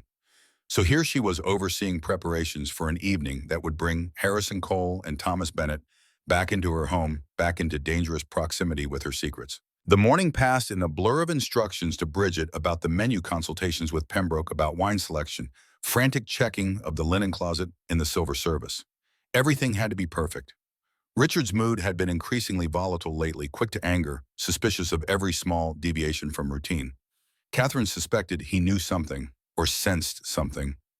Richard had always had predator's instincts and ability to smell fear and weakness. At 2 o'clock, she retreated to her bedroom to rest before the evening's ordeal.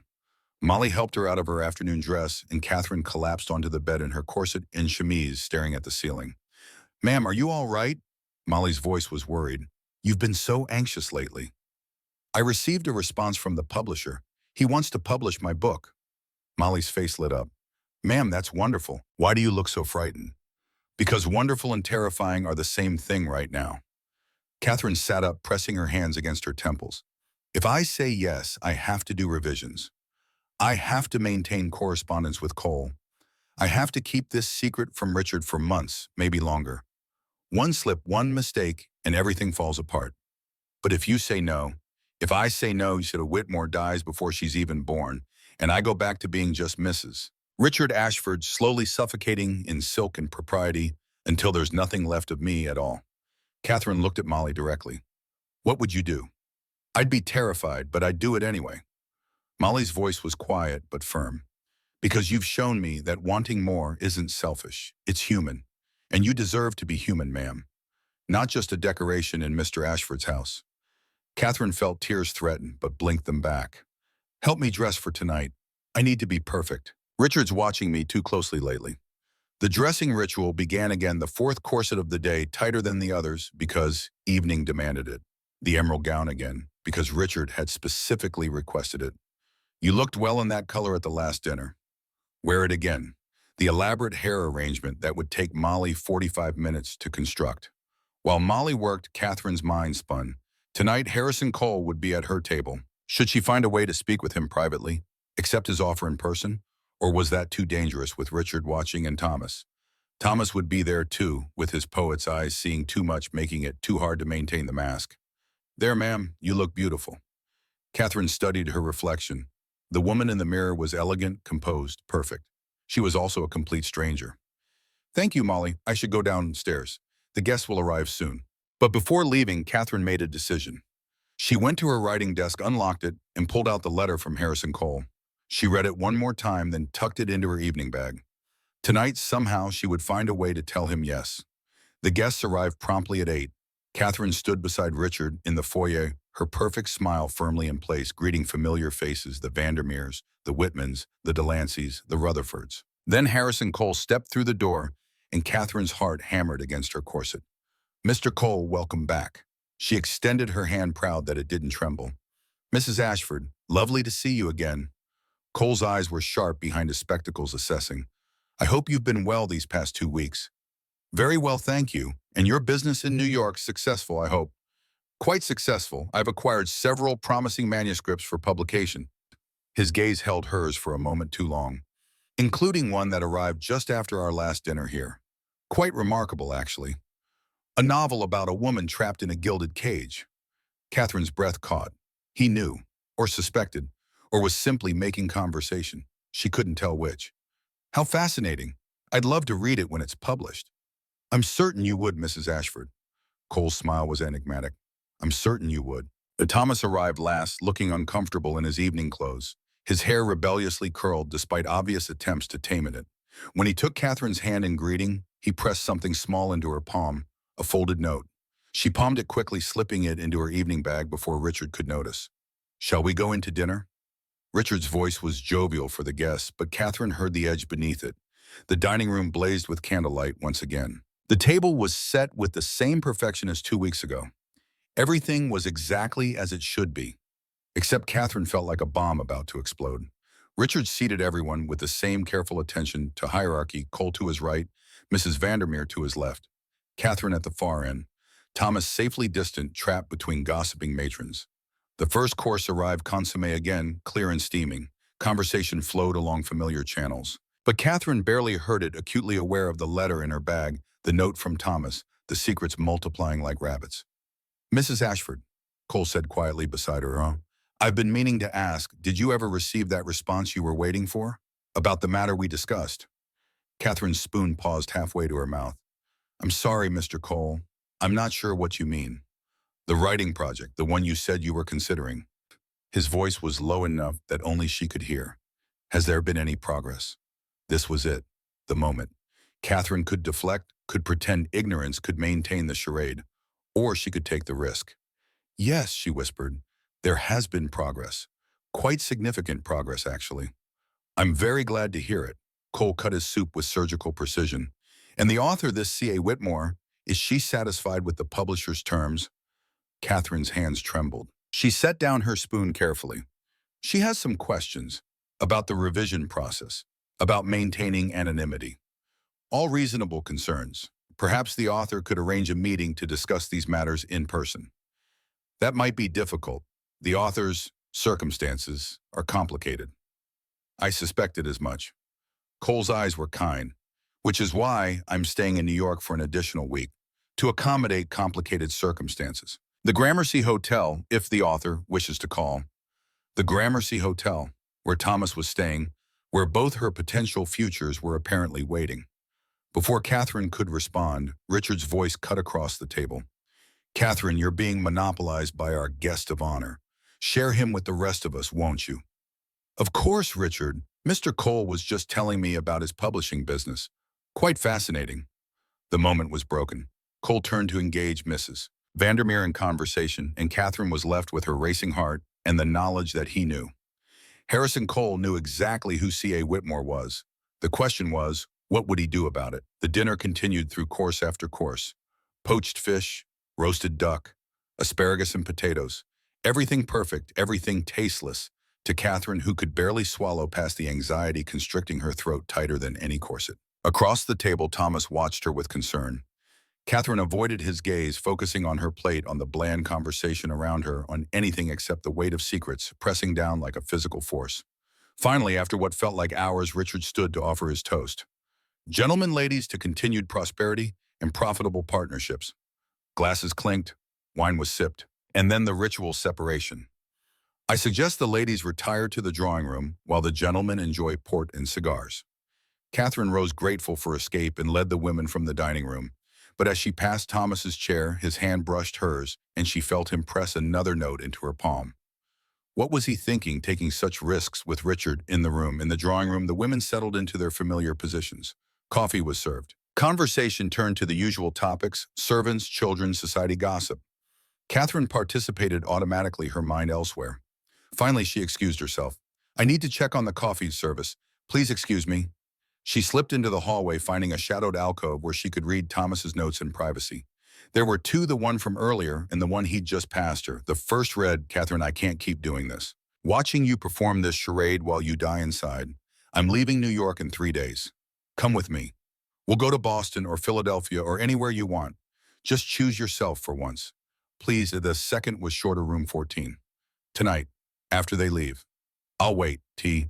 Catherine's hands shook so badly she nearly dropped the notes. Thomas wanted her to run away with him. Tonight. To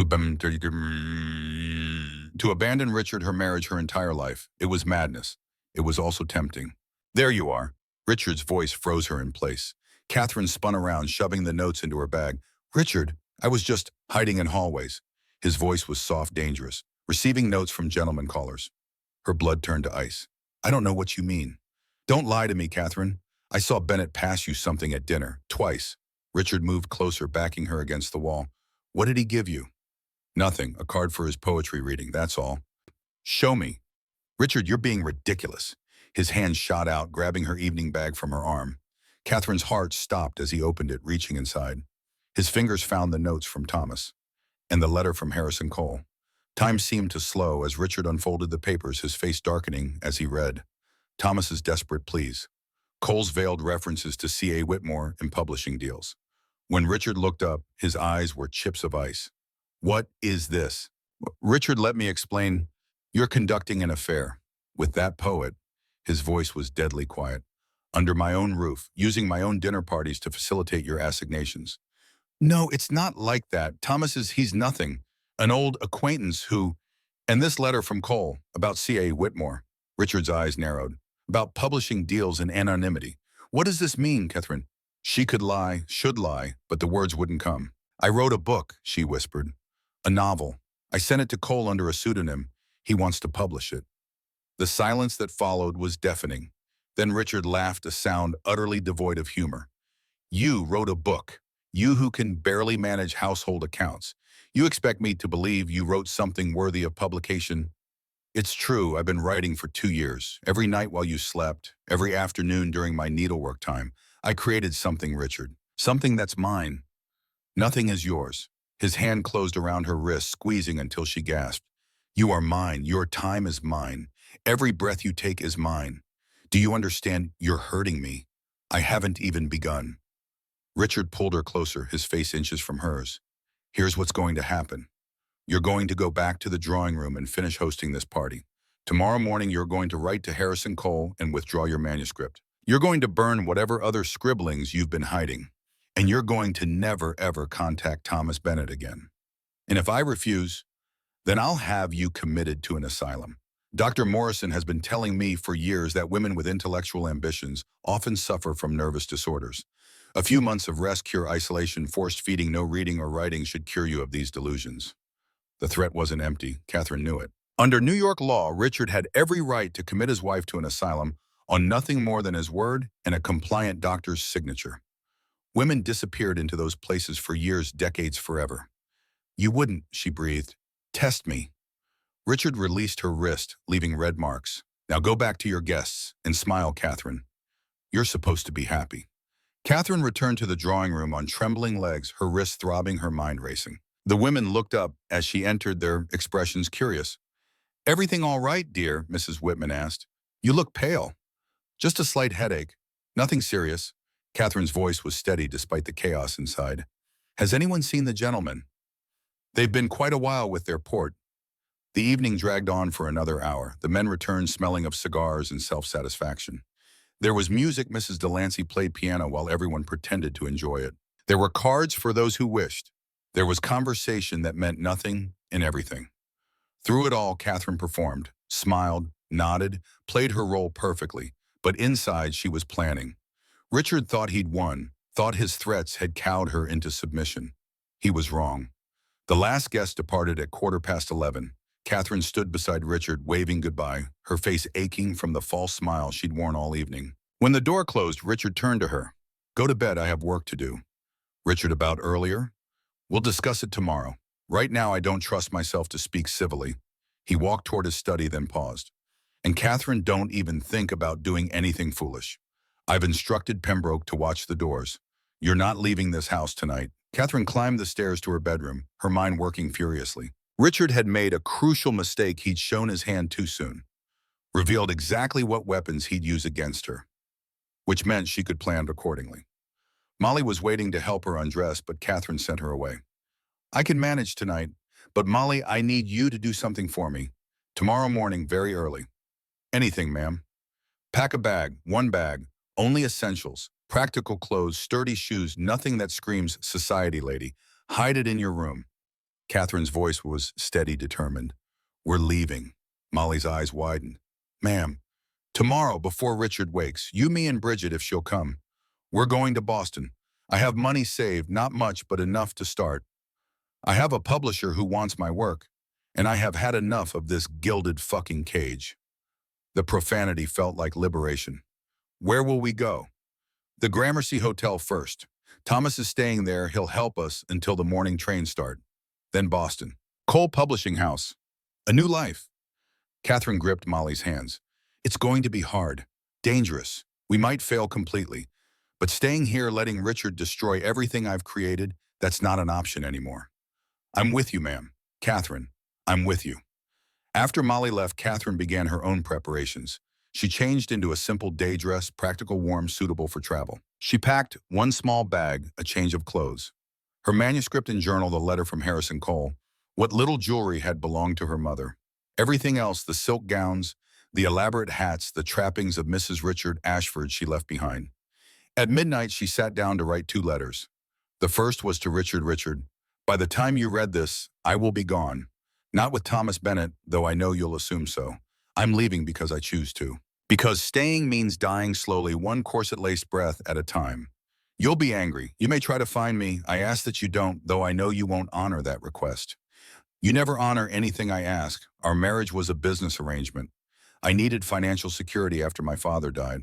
You needed a decorative wife to complete your household. We both got what we wanted, and we were both miserable. I'm taking back my maiden name. I'm taking back my life. I'm becoming the woman I should have been 5 years ago. I wish you well, Richard. Truly. I hope you find a wife who suits you better, someone who actually wants the life you offer. Goodbye, Catherine Winthrop. The second letter was to herself. Dear Catherine, if you're reading this, you did it. You chose freedom over security, yourself over safety, the unknown over the certain suffocation. It won't be easy. You'll doubt yourself. You'll be afraid. There will be nights when you wonder if you made a terrible mistake. But remember this moment. Remember how the corset felt when Molly laced you in tonight, how the whalebone pressed against your ribs, how breathing required negotiation. Remember the weight of performance, the exhaustion of pretending, the slow erosion of self. You are a writer. You always were. Your words matter. Your story matters. You matter. The cage was never locked. The key was always in your pocket. Don't go back. With love, Catherine. She sealed Richard's letter and left it on his desk. The second letter she tucked into her journal. Then she lay down fully dressed and waited. At 2 in the morning, Catherine heard Richard's footsteps in the hallway. He stopped outside her door. She could see his shadow in the crack beneath it, and for a moment she thought he might come in. But he moved on to his own bedroom. Within minutes, she heard his snores through the wall. Catherine waited another hour. At 3 o'clock, when the house had settled into deep silence, she gathered her bag and crept to her door. The hallway was dark, lit only by a single gas lamp turned low. She moved on stockinged feet, her boots in her hand, avoiding the floorboards she knew would creak. Molly's room was in the servants' quarters on the 3rd floor. Catherine climbed the narrow back stairs, her heart hammering against her ribs. She knocked softly. Molly, it's time. The door opened immediately. Molly stood there, fully dressed, a small bag in her hand. I'm ready, ma'am. Bridget. I asked her earlier. She said yes.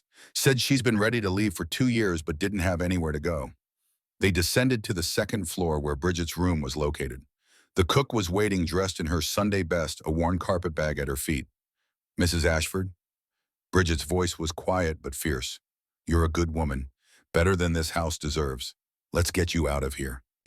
The 3 women crept down the servants' stairs toward the kitchen and the back entrance. But as they reached the ground floor, a figure stepped out of the shadows. Pembroke. Catherine's heart stopped. Richard had ordered the butler to watch the doors, to stop her from leaving. Mr. Pembroke. Catherine's voice was steady despite her terror. Please, don't do this. The butler looked at her for a long moment. Then he pulled a key from his pocket and unlocked the servants' entrance. Go quickly, ma'am, before I change my mind. His voice was rough with emotion. And take this. He pressed a leather pouch into her hands, heavy with coins. My savings, 47 pounds. Start your new life properly. I can't. You can, you will. Pembroke's eyes were bright. I've watched you die in this house for 5 years, ma'am. I'll be damned if I help Richard kill you completely. Now go. Catherine hugged him, a shocking breach of propriety that felt absolutely right. Thank you, Pembroke, for seeing me as human. Always did, ma'am. Always will. Now go. They slipped out into the pre-dawn darkness. The alley behind the mansion smelled of garbage and horses and possibility. Catherine took one last look at the brownstone where she'd spent 5 years dying slowly. Then she turned her back on it and walked toward the street, toward freedom, toward the terrifying unknown. But they'd only made it 3 blocks when running footsteps echoed behind them. Catherine's blood froze. Had Richard woken? Had Pembroke changed his mind? She turned ready to run and saw Thomas Bennet racing toward them, his coat flying open, his face wild with relief. "Catherine, thank God, I've been watching the house for hours. I was afraid you wouldn't." He stopped, taking in the 3 women with their bags, understanding dawning. "You're leaving? Actually leaving?" "Yes, we're going to the Gramercy to wait until morning trains. Will you?" "Of course. Of course I'll help." Thomas took her bag without asking. "But Catherine, you should know Richard will come after you. He has resources, connections. He could make things very difficult." "I know. But staying was killing me, Thomas. Slowly, beautifully, but killing me all the same." They walked through the sleeping city, 4 unlikely companions bound by choice rather than circumstance. The streets were empty at this hour, just a few late-night drunks and early-morning workers beginning their days. The Gramercy Hotel rose before them, its windows dark except for the night desk. Thomas led them through a side entrance up narrow stairs to his room on the 2nd floor. It was small, shabby, utterly different from the mansion Catherine had left. A narrow bed, a writing desk piled with papers, books stacked on every surface. The room smelled of ink and tobacco and freedom. "You can rest here until dawn," Thomas said. "The first Boston train leaves at 6. I'll get tickets for all of us." "Us," Catherine looked at him. "You're coming? Did you think I'd let you face this alone?" Thomas's smile was sad and hopeful. "I've been waiting 5 years for you to choose yourself, Catherine. Now that you have, I'm not letting you out of my sight." Molly and Bridget settled in chairs, exhaustion finally catching up with them. But Catherine was too wired to sleep. She went to the window, looking out over the city beginning to wake. "Thank you," she said quietly to Thomas, "for not giving up on me. I tried, God knows I tried. But some people, you don't stop loving them just because they marry someone else. You just learn to carry the pain." He stood beside her, careful not to touch. "What will you do in Boston?" "Meet with Harrison Cole, accept his publishing offer, revise my manuscript, build a life that's mine." Catherine turned to face him. "I'm not running to you, Thomas. I need you to understand that. I'm running to myself. You're a friend who's helping, not a rescuer. Can you accept that?" "Yes." His voice was firm, honest. "I don't want to be your cage, Catherine, even a gilded one. I just want to be part of your life, however you'll have me." At 5:30, they prepared to leave for the train station. Catherine had changed into the most practical of her dresses, pinned her hair, simply removed every piece of jewelry except her mother's locket. Looking in the small mirror, she barely recognized herself. This woman looked younger, frightened, but undeniably alive. "Ready?" Thomas asked. Catherine took a deep breath. "No, but I'm doing it anyway." They descended to the street just as dawn was breaking, painting the sky in shades of rose and gold. The city was beginning its daily business. Bakers opening shops, deliverymen starting rounds, the endless machinery of urban life grinding into motion. At Grand Central Depot, Thomas purchased 4 tickets to Boston. The train waited on the platform, steam rising from its engine like dragon's breath. As they boarded, Catherine looked back one final time at New York, the city where she'd been born, where she'd married, where she'd nearly died inside her beautiful prison. Then she stepped into the train car and didn't look back again. The bookstore on Newbury Street in Boston smelled of leather and paper and possibility. Late summer sunlight streamed through tall windows, illuminating dust motes that danced like tiny stars. Catherine stood near the window, watching as a woman picked up a book from the display table. The book had an emerald green cover and gilt lettering, "The Gilded Cage," a novel by C.A. Whitmore. The woman opened it, read the first page, and carried it to the counter. A sale. Catherine's 12th witness sale this week, though Harrison Cole had told her the book had already sold over 10,000 copies nationwide. "Still spying on your own success." Thomas appeared beside her, carrying 2 cups of coffee from the cafe next door. "Cole said you've made enough in royalties to be financially independent. You could stop watching individual sales." "I'll never stop. Each one is a miracle." Catherine accepted the coffee, warming her hands on the cup. September in Boston was already cool autumn, arriving earlier than it did in New York. They'd been here 6 months now. 6 months of living in a small apartment above a bakery, the smell of bread infiltrating everything. 6 months of writing in the morning. She was working on her 2nd novel now, and teaching women to read in the afternoons. The teaching had started small, just Molly and Bridget and a few women they'd met at church. But word spread. Now 30 women came to Catherine's classes twice a week, learning to read and write and dream. Molly had enrolled in a teacher training program at a women's college. Bridget was working as head cook at a boarding house saving money to open her own restaurant. Both women lived in the apartment with Catherine, an unconventional household that raised eyebrows but worked beautifully. And Thomas. Thomas had his own apartment across the street, close but separate. They saw each other daily, had dinner together most evenings, collaborated on a poetry and prose publication they were planning. But he'd kept his promise. He wasn't her rescuer. He was her partner, her friend, her ally. Whether they'd ever be more than that, well, Catherine was still figuring that out. She'd spent 5 years in one cage. She wasn't ready to enter another, even one built from love instead of obligation. "Come on," Thomas said now. "We'll be late for the school opening." The school, Catherine's dream project funded by her book's royalties and donations from Boston's progressive wealthy, a place where working women, factory girls, seamstresses, domestic servants could learn to read, write, and imagine different futures. They'd found a building in the tenement district, a former warehouse that now held desks and blackboards and shelves of donated books. Today was opening day. When Catherine arrived, a crowd had already gathered, 50 women ranging from teenagers to grandmothers, all eager to learn. And at the front of the crowd, face glowing with pride, stood Eleanor Henley. Catherine had brought her to Boston 3 months ago along with her 4 children, found her a position as the school's bookkeeper and administrator, helped her husband find work that didn't involve drinking his wages. Small miracles accumulating. "Welcome," Catherine addressed the crowd, feeling nervous and powerful in equal measure. "Welcome to the first day of the rest of your lives. I'm Catherine, not Mrs. Ashford, not C.A. Whitmore, just Catherine. And I'm here to teach you something important. The cage was never locked. The key was always in your pocket. You just had to be brave enough to use it." Applause rippled through the crowd. Catherine caught Molly's eye across the room. The girl was beaming already, organizing students into groups by reading level. The first lesson began. Catherine stood at the blackboard, writing the alphabet, watching women mouth the letters silently, hungrily. Some could barely hold a pencil.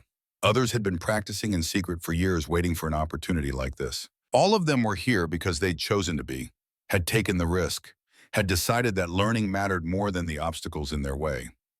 Just like Catherine had. Catherine returned to her apartment, exhausted but happy. The first day had been chaotic but successful. Women had stayed late, asking questions, wanting more. The hunger for education was overwhelming.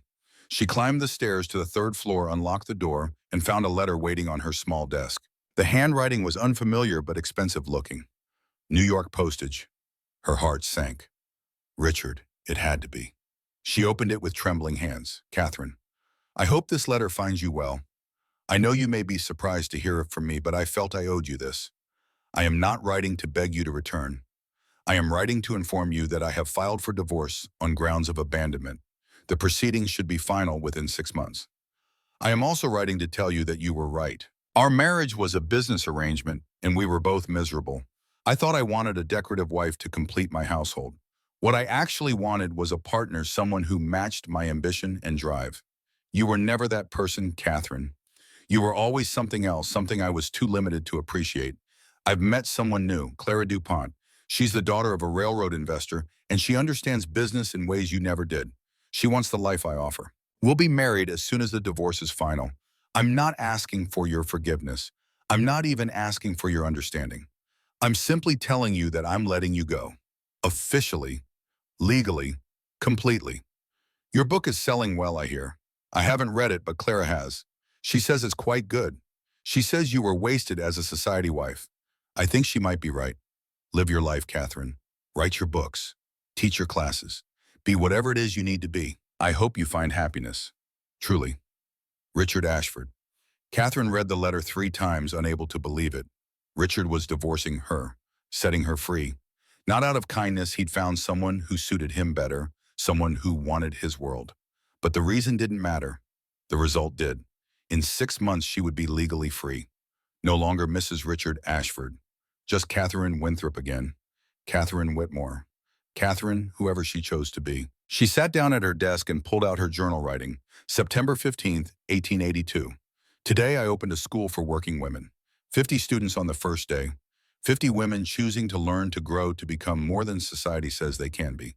Today I received a letter from Richard. He's divorcing me, setting me free. Today I realized I've been free for 6 months already. The divorce will just make it official.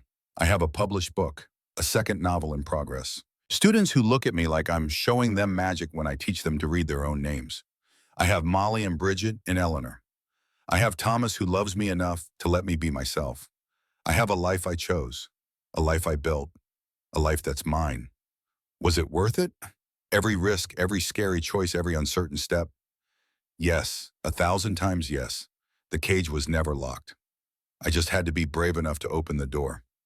The headline in the Boston Globe read C.A. Whitmore revealed as Catherine Bennett, pioneering novelist and educator. Catherine sat in her comfortable study. The whole house was hers now, purchased with royalties from 12 published novels, or reading the article with amusement. The journalist had made her sound so dramatic, so scandalous, the society wife who fled for freedom. Thomas sat across from her, his hair completely white now, reading the same article with a bemused smile. They'd married in 1885, 3 years after Catherine's divorce was final. A small ceremony with Molly and Bridget as witnesses. 22 years of partnership, friendship, love that had grown slowly and surely like a well-tended garden. They make it sound like you vanished in the night, Thomas said, all very mysterious and romantic. I did vanish in the night, with you as my accomplice. Catherine set down the paper, though I suppose the reality was more desperate than romantic. 3 women and a poet fleeing before dawn. Not exactly the stuff of legends. I disagree. I think it's exactly the stuff of legends. Thomas stood, moving to the window that looked out over their small garden. Do you ever regretted any of it? Not one moment. Catherine joined him at the window. Do you? I regret that you had to suffer 5 years of that marriage before finding the courage to leave. I regret that I wasn't brave enough to fight harder for you in the beginning.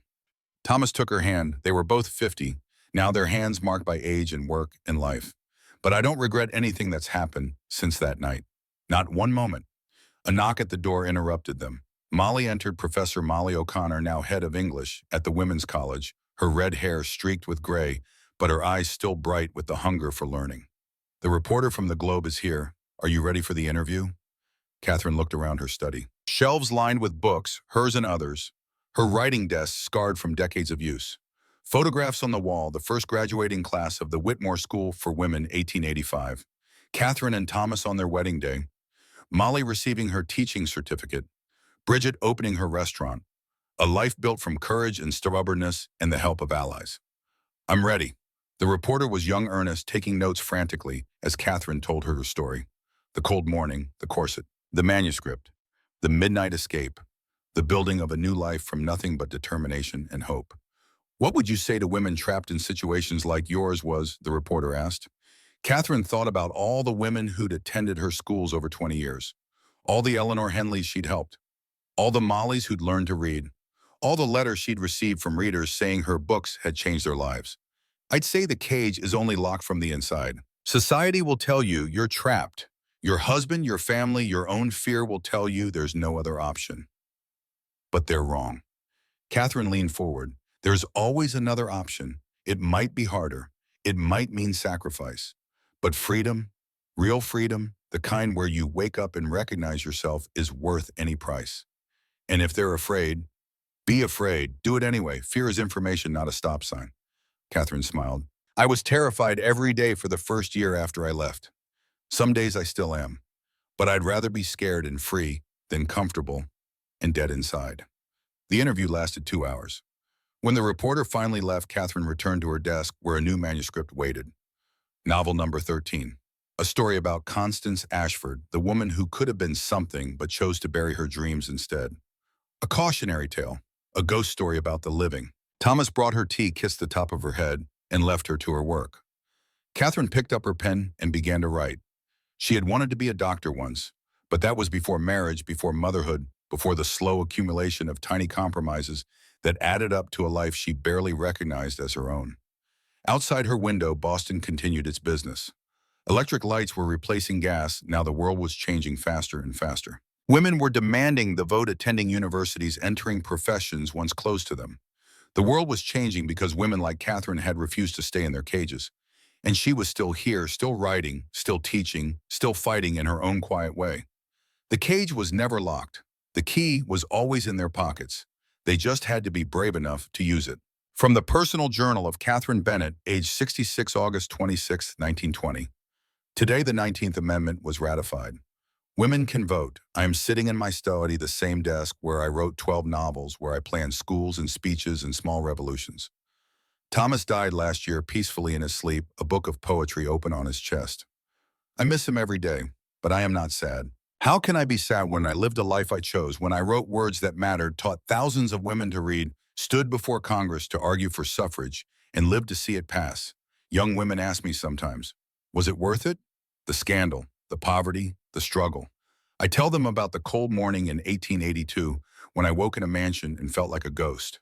I tell them about the manuscript hidden in a drawer, the midnight escape, the terror of stepping into an unknown future. And then I tell them about the first time I held my published book, about watching Molly graduate from university, about Eleanor Henley's daughter becoming a lawyer, about the letter I received last week from a woman in California who said my novel saved her life. Was it worth it? Every single moment. The cage was never locked. The key was always in our pockets. We just had to be brave enough to use it. And today, finally, after decades of fighting, we have another key: the vote. It's not the end. It's barely even the beginning. There is so much work left to do, but it's progress. Real, measurable, unstoppable progress. And I got to be part of it. That's worth everything.